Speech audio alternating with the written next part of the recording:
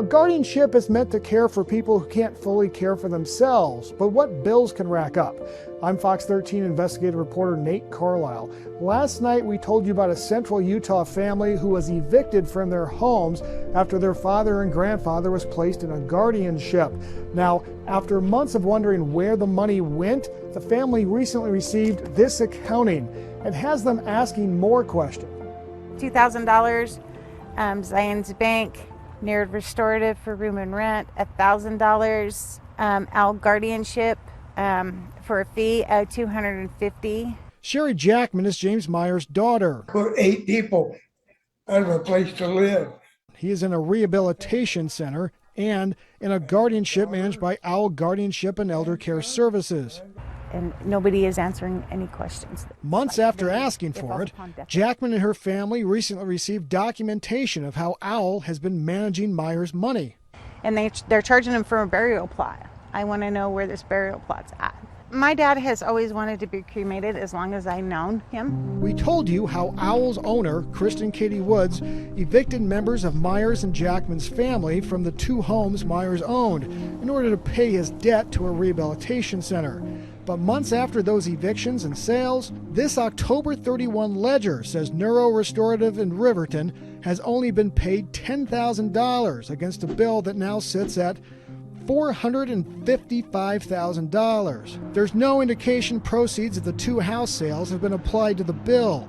The ledger still lists the houses as assets, even though we found Carbon County real estate records showing Owl has sold them.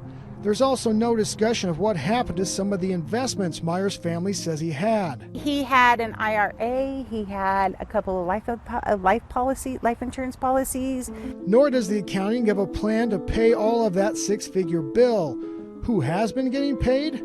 Owl and Woods. The accounting documents show Owl has been paid $5,200 in the last year to manage Myers' affairs. Woods is also an attorney. She and other lawyers she employed have billed Myers' estate $11,500. A breakdown of the charges show that includes the legal work to evict Myers' family from his homes, something he told us he didn't want. Owl also charged Myers $750 to communicate with a reporter that I assume to be me. Other families have raised concerns about Owl's spending too. In the case of an elderly Salt Lake City woman, a family recently went to court to complain about the amounts Owl paid itself while acting as guardian. The family spent time questioning $8,700 to a company called Cinder that disposed of items from the elderly woman's home. And the owner of Cinder? He's also Woods' brother-in-law. Woods testified about him in that same court hearing where the Salt Lake City family was trying to recoup money from Owl. Securing vehicles, cleaning up property, changing locks.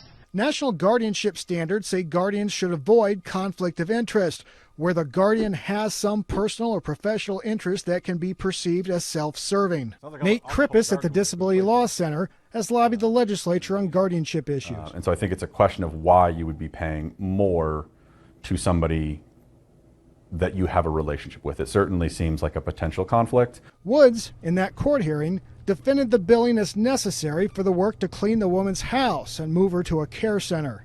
And this house was very filthy, dirty. She also explained why she paid herself before a judge approved the invoices, even though national standards say fees must be reviewed and approved by the court. I've been through enough of these cases to understand that if I part with the money, it may never come back. But the judge ruled against that Salt Lake City woman's family, who was wanting money back. The judge said there was no evidence Owl's billings were unreasonable.